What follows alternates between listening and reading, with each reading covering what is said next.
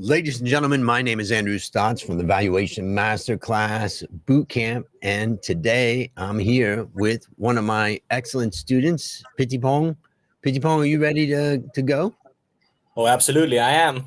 Yeah, I'm excited to see what you got. Now, hold on one second. I'm just going to pull this up for just a second. For those people who are thinking about building a competitive advantage in company valuation like Pitipong has been building, make sure you join us in the next Valuation Masterclass Bootcamp, which starts in 52 days. Scan the QR code or go to the link and use that code BC22 Live, and you'll get $1,900 discount right now. Incredible. All right, I think you're gonna have to share your screen again. Let's see. There we go. Okay. All right, that's great. It looks good, and I think we're ready to go. So I'm gonna leave, and then you start. Ready? All right. Go. All right. Well, as introduced before, my name is Pitipong Wanta, and currently, well, today to be exact, I'll be initiating coverage of Microsoft with a sell recommendation based on a target price of $365, implying a whopping downside of 28%, which I derived my target price from a DCF valuation using a WAV of 12%, a terminal growth rate of 4%. So the three main highlights for Microsoft today is its AI ubiquity and cloud scale, which are the two main factors driving Microsoft's business right now. The second being technology markets, which are still offering a steady double-digit growth opportunities, not just for Microsoft, but for its competitors as well. And the concerning rise of bureaucratic oversight, especially from the EU, and the recent integration of the federal government and Microsoft through its recent contracts and the leading carbon removal initiatives taken by Microsoft. So its risks include that Microsoft's inherent sensitivity to swings of AI and cloud markets, its potential over-intensification on capital and the market pressures as a result, regulatory and antitrust scrutiny, and environmental and ESG execution. So, for a quick background, Microsoft was founded in 1975. It is a multinational technology corporation from America, and it reported a recent revenue of $281 billion, with over half coming from the United States, with 49% coming from international sales. Its business is split into three segments: productivity and business processes like Microsoft 365, such as Excel, PowerPoint; intelligent cloud, it's Azure software; and the more personal computing, which are the physical products. So it's quite a large company. It runs 70 plus Azure regions and 400 plus data centers globally, which holds a market leading position in the enterprise productivity software. And it holds a second place share in cloud infrastructure, second only to Amazon, and ranking among the top three in gaming following its acquisition of Activision Blizzard. And it's expected to invest tens of billions into AI-focused data centers, custom silicon, and Copilot PCs to reinforce its market leadership. Now, recently, Microsoft has taken a very aggressive AI-first strategy across all of its domains, specifically in the productivity and business processes, which through its partnership with OpenAI, it tries to monetize Copilot at scale, lifting productivity growth toward the mid-years CAGR through 2030, and its sizable growth in Azure underscores the share gains that it's making in the cloud market, expanding at 18% CAGR, suggesting that Microsoft could definitely close the gap somewhat with Amazon's 31% share, although I wouldn't be too optimistic about it. While its $65 billion annual capex recently on AI data centers and custom silicon, it is set to double capacity by 2030, sustaining both cloud and AI leadership.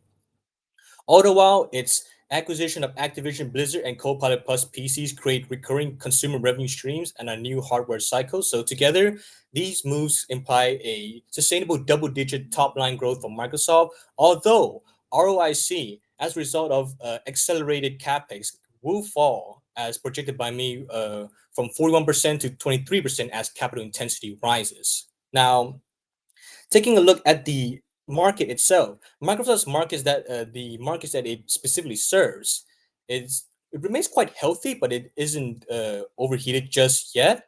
It has 15% CAGR on productivity software, 18% in cloud, and 7 to 9% in gaming to 2030, according to Grandview Research. Now, Azure continues to outpace peers, growing at 1.5 to 2 times the pace of Amazon's web service, with management aiming for $100 billion. I think I've made a little typo there, but it will aim for $100 billion annualized Azure by 2028. Now, LinkedIn has surpassed 1 billion members with strong ad momentum. GitHub Copilot crossed 1.3 million paid users, and Windows maintains a 72% desktop OS share. Now, Xbox, it now ranks at number 2 in global gaming revenue, with AI-powered Bing and Edge slowly clawing back search and ad share, but not too much. So this breadth ensures that Microsoft could sustain a modest yet sizable 13.5% total revenue CAGR through 2030. Now, as for the recent developments, in 2025, Microsoft has also secured a landmark contract with the United States federal government. So it embeds Copilot, Azure, and Dynamics into the government information technology, with savings for the government itself. So it can ensure a steady demand and channel revenue from the US government. While on ESG side, it purchased approximately 80% of tech carbon removal credits in 2025. So it is investing and pretty much integrating itself into the overall green economy ecosystem. Although regulators have also been circling the firm, as the UK's authority that overseas monopolies and antitrust has also flagged Microsoft and Amazon 70% UK's cloud share, and the EU is considering a strategic market status label, which could limit bundling and potential expansion into into markets by Microsoft. And the US FTC is still monitoring Microsoft's recent integration and acquisition of Activision. So, in conclusion, Microsoft has been making overtures to improve its ESG profile, although there has been some regulatory red flags. So, as for its quarter-to-quarter growth recently, its revenue has been steadily growing at 18.1% year on year. There has been a slight drop in the first quarter, although it has recovered quite significantly.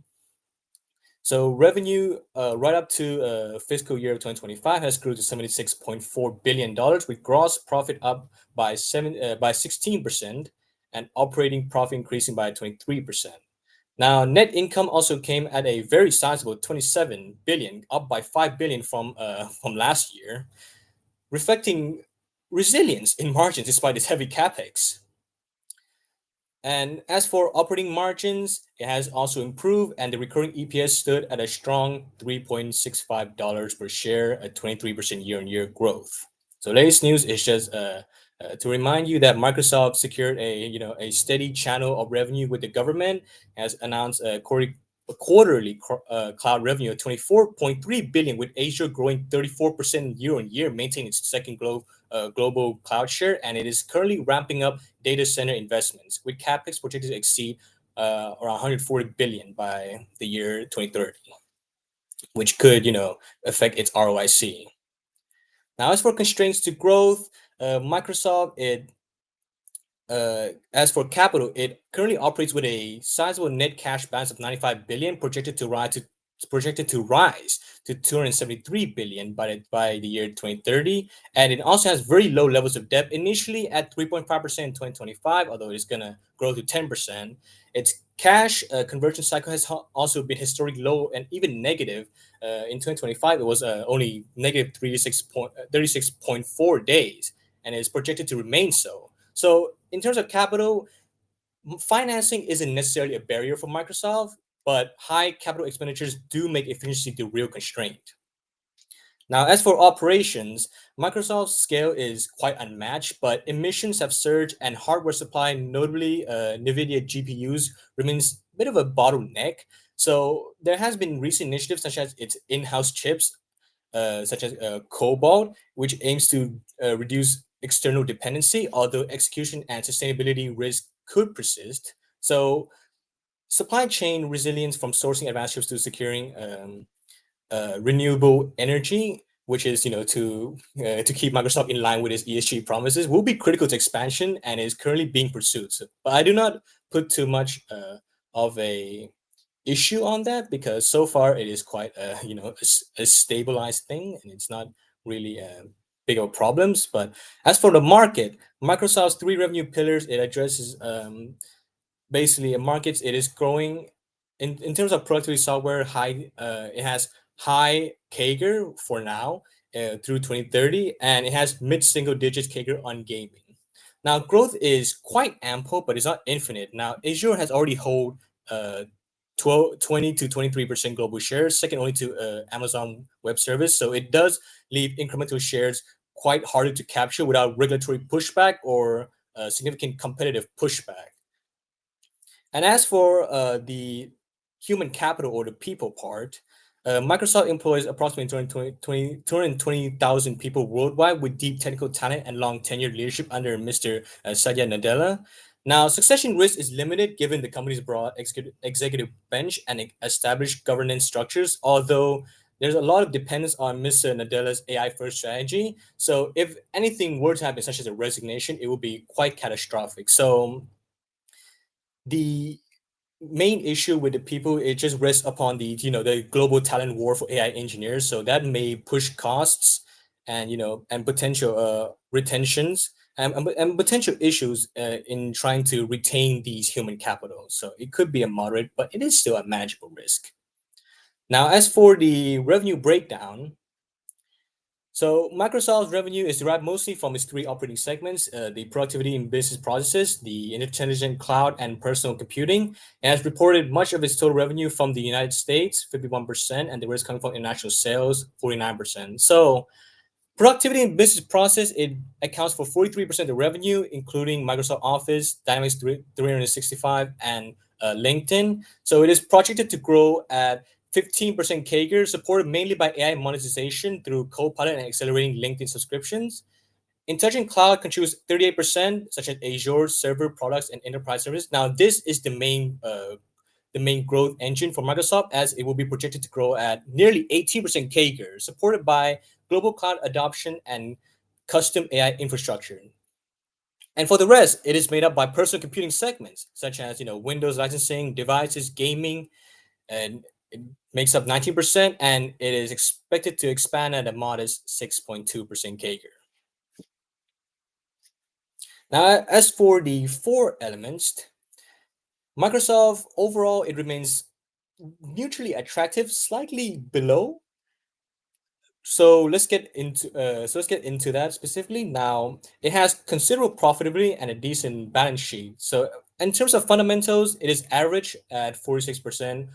It's average at 46% operating margin and 36% net margin. Although return on equity has eased from 47% in 2021 down only to 33% as of the current date. So I think it's mostly because of the falling asset efficiency as a result of its increasing capex. As for valuation, it is quite unattractive, trading at a premium of at a very large premium of 37 multiple PE and 11 times PB. So in terms of enterprise value to EBIT has expanded to 29, and the price to earnings growth has increased up to 2.3, which highlights a very steep price that investors are paying for expected AI led growth. But for momentum, it still remains quite decent, although revenue growth has slowed to 15% from the pandemic highs, while the EPS has remained strong at 16%. So the risk is slightly better as Microsoft does have a sizable net cash reserves. Liquidity is signed at 1.4, and interest cover is still quite high at 50. And beta has dropped to 0. 0.9 as of recently, showing that it is quite volatile, but it's still catching, and it is still acceptable in terms of relative to the market, to be exact. As for profitable growth, Microsoft across all the board, it is ranked number one every year since 2021, placing it at the top of global info tech peers with unmatched stability. So it has held profitability, has held at the first place throughout, backed by approximately 70% gross margins with more than 40% operating margins. So it is definitely a cash flow machine. But as for growth, it has improved somewhat from 6 to 4, but it's driven mostly by Azure and Microsoft packages. So it is somewhat offset by weaker personal computing markets. As for asset efficiency, now this is the Achilles heel of Microsoft. It has stayed weak at number 8 since 2021. Although expense control could definitely pump that image up a little bit because it has consistently ranked at number 1. So it does highlight a very good cost discipline from Microsoft. As for revenue growth, it has swung from number 5 in 2021 to the second place in 2023 before easing down, normalizing at down to number 3 again at in 2025 or PTM. While expense direction has improved somewhat, so it is still quite considerable, but not exactly a shooting star in that direction. As for global benchmarking profitability, just as I mentioned, it's just amazing. From 2021 ranking, even though it may have decreased a little bit from 20% down to 18%, but it's still better than its peers, to be exact. But for growth, it is quite average, but it's quite average with slight variation, but it is still improving somewhat. But as for asset utilization, this has been stable near the bottom throughout. And net margin, it is also stable, but it is at world-class level.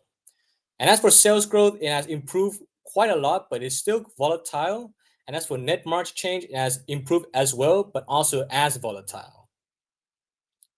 As for environmental score, Microsoft pretty much, well, it is pretty much almost a pristine company with a few caveats. So, does it have a research reduction policy? Of course, it does, according to its Our Sustainability Journey web documentation on its website. So, it's committed to being carbon negative by 2030, water positive, and zero waste by 2030 as well. Has it faced any environmental controversies? None has been found so far. Does the company have any emission waste policy? Of course, they do. It is in their environmental sustainability report. Has it engaged in emissions trading? Just as I said, it does use internal carbon fee and contracts large-scale carbon removal credits. And does it have any environmental eco-green or organic products? Of course it does. It offers Microsoft Cloud for sustainability and related solutions to reduce customers' footprints. It has been doing this since I'm pretty sure like 5-10 years ago, if I could remember correctly. As for social, it is clean across all the board. Does it have any health and safety policy? Of course it does. It's in their trust code. Human rights policy, it's in their global human rights statement as published, which guides their operations and supply chain. Does it have a fair competition policy? Of course they do. In the commitment to anti-corruption and anti-bribery, which pertains to its prohibition of corrupt payments of all kinds. Does it implement quality management systems? Of course it does. In Microsoft Azure Dynamics 365 and Microsoft's own 365, it holds an ISO 901-2015 certification. Does the company derive any revenue from weapons, alcohol, gambling, tobacco, and pornography? Of course it doesn't. It mostly derives from its software, cloud services, devices, and gaming. None of that uncomfortable categories. As for governance, well, this is a bit more of a issue for Microsoft. So, first off, does the company have board independence in line with or above the country average? Yes. 11 out of 12 directors are independent. Committees are also independent, and there's a lead independent director as per governance fact sheet. So making it in line with America's average 85%, as noted by Spencer Stewart. Does the company's chairman also act as a CEO? Yes. unfortunately. Mr. Satya Nadella is both this chairman and CEO of Microsoft since 2014. Does the company have any shareholder rights policy? Yes, it is in its corporate governance on the company website. Has the company faced any insider dealing or accounting controversies? Unfortunately, it has. So it has faced recent incidents of insider trading, such as the 2013 Jorgensen stock case, and it has also been charged by the SEC a couple times regarding accounting violations from 1990s to the 2000s. So, and does the company have any corporate social responsibility, sustainability, or ESG reporting? Yes. As mentioned, it's in the sustainability report, TCFD, verification statements, which are all available in its reports hub. And as for the profit and loss statement, now Microsoft, I forecast that it will grow at a sustainable 13.5% CAGR. It will almost double its revenue by 2030, with its net profit also almost doubling as well. And as for its assets, this is where the capex really kicks in, because Microsoft will grow its net fixed assets by 200%, which is the concern that I have about its capital over intensification. As for its total liabilities, now Microsoft doesn't necessarily depend too much on long-term debt, just mostly current liabilities to fund any cash deficits, with much of its capital still coming from retained earnings. As for capex, now this is where I basically highlighted the potential over intensification of Microsoft, because by 2030, it would have spent twice its capex in 2025. So that is something they should be watching out as well. Uh, as for the ratios, everything will pretty much remain decent throughout. Nothing really changes too much. It will maintain its current ratio, its cash conversion cycle, including its inventory conversion period, receivables, etc., etc., etc., including even its gross margin EBIT will remain as such. As for the revenue for now, this is the revenue forecast I made, the growth assumptions. So I gave Microsoft a quick 15% in 2026 as a sort of optimistic premium, just in case there was some new exciting innovation technology that or market they have to happen to exploit. But in the end, I believe that it will eventually normalize back to 13.5%, with its revenue on equities slightly decreasing down to 26.7%. And as for its free cash flow data, uh, for the free cash flow to firm, it will also almost double. I wouldn't say almost double. It does, but it does increase quite significant, about 70 to 80%, from 118,000 dollars in 2025 to $194,000 in by 2030. So that is a lot of cash available for the firm. So with equities also catching up as well. Now, as for relative valuation, on the forward 2026 PB basis, Microsoft trades at 9 times, which is, oh, sorry, hold on, trades at 9. Okay, yeah, 9 times, which is below the US 9.7, but it is still above the world's 6.9 and Asia's 2.6, which indicates that the stock remains at a premium valuation globally, but not exactly relative to the US peers. But for the return equity figures, it is projected to grow at to be around 30.6% at 2026, which is higher than the world's 27% and Asia's, excluding Japan, 17%, but it's still slightly below the American 34.7%. So, despite its strong profitability, the stock is trading at a PB to ROE ratio of 0.29, which signals that it is quite overvalued versus its peers, and thus investors are paying more per unit of return. As for the P to growth, Microsoft trades at 32.4, which is a premium to its peers in the US, the world, and Japan, the whole 9 yard, which just suggests that Microsoft is it's just trading richly value relative to the global tech sector. Now, as for the EPS, it does moderate over time, which is projected at 14.8% at 2026, lower than the benchmark, even lower than the Americans, the Asia, and the world markets. Now, uh, as for the fundamental valuation, I assume a risk-free rate of 2.5%, given that the current interest rate might fall a little bit, and a market equity risk premium for the US market of 10%. Now, Microsoft has historically been a moderate beta stock, but I assume a little bit of sensitivity with a beta of 1.1, which is slightly higher than its previous averages, resulting in a cost of equity of 13%. Now, I forecast that the capital structure will be around 7.9% debt to total capital, so it will result in a WACC of 12.2%. So I use a rather high terminal growth rate of 4% for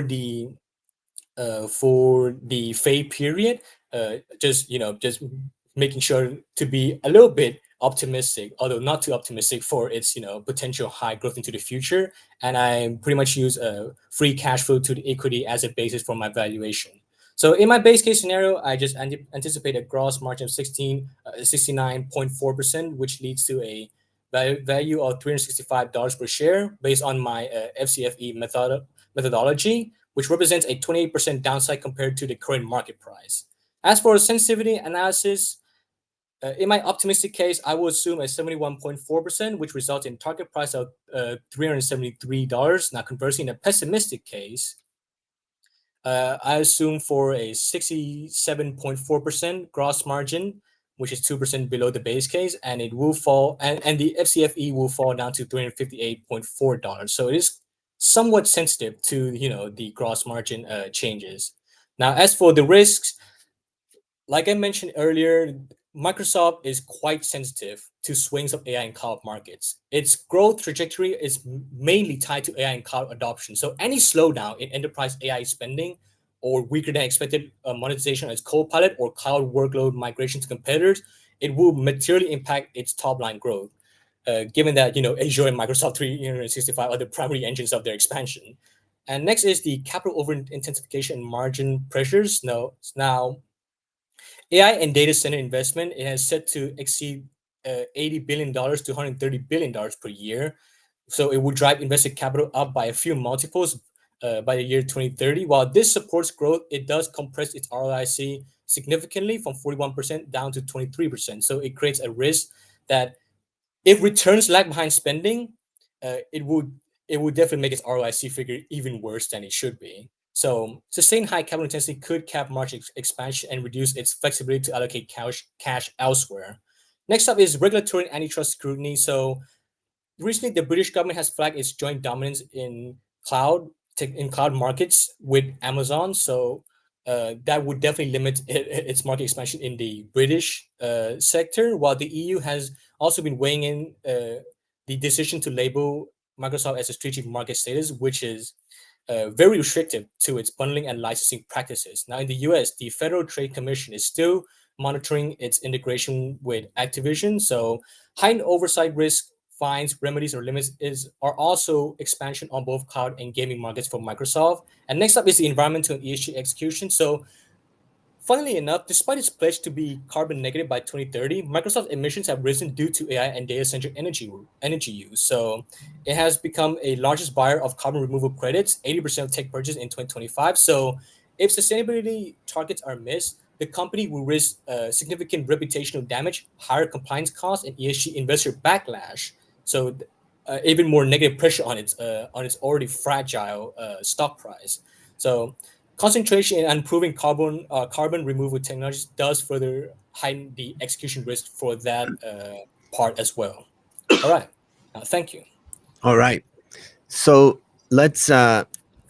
Moment has a question, which is given all the positive things, you've mentioned. What is one thing that would make you say it's a solid sell? Because you can look at a lot of things that you talked about. There's a lot of positive things going on.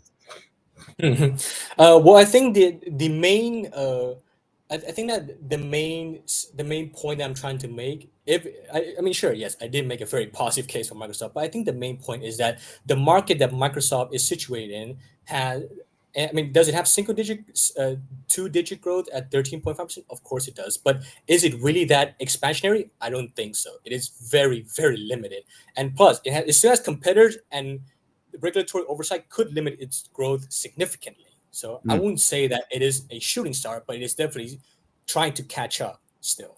Okay. And another question coming from Roman's a little bit more technical. Why does Microsoft still rent GPUs from other companies, although it designs its own AI chips? What do you know about that? Why does Microsoft still rent GPUs for other companies' other designs? I think it's because, well, Microsoft has historically, it hasn't really depended too much on in-house manufacturing. It mostly just designs its own chips and whatnot. But I think that, after all, Microsoft historically it has pretty much contracted its manufacturing elsewhere. So renting GPUs to other companies, or it designs its own chips, but it contracts manufacturing. So I'm not sure exactly what that question means. But Okay. no, but Let's keep yeah. going. So. Another one from Moment is, do you expect a shift in revenue from productivity to cloud, and which has better margin? Oh, I wouldn't say exactly, because Microsoft's 365 is productivity. It's still a mode. It's still a competitive mode. It's still a huge part of their business. While cloud is more cloud and AI technology, everything that has been doing so far, it is still a relatively new market. So I don't think it's going to shift that significantly just yet. So how does it feel to complete this project? As you can tell, I'm sweating very hard right Yeah. now. That's all. I'm just anxious, and I've got to turn on the fan as well. So, but it's been quite a very contributing journey. I've learned quite a lot. It's just, you know, like you said, just like, if you really want it, you better fight like hell to get it. And I'm basically fighting like hell to get it right now. And it's been quite a journey, but I would say it's pretty much worth it so And how far. would you compare yourself today in what you've just produced to where you were on day 0 or day 1 when you started the boot camp? Oh my God. Like, in terms of the theory aspect, I've learned a lot about finance, but haven't really put too much into the practice. So, especially PowerPoint presentation and live and presenting on live, I would say it's not the best that I can do right now. It's not my optimal, but it's definitely better than me having no experience at all. And despite me being anxious, I'm actually quite proud of doing this. Yeah. I mean, the fact I can do this is just, it's just amazing. I never thought that I could last this far, but I guess I am now. And thanks to you, Mr. Stotts.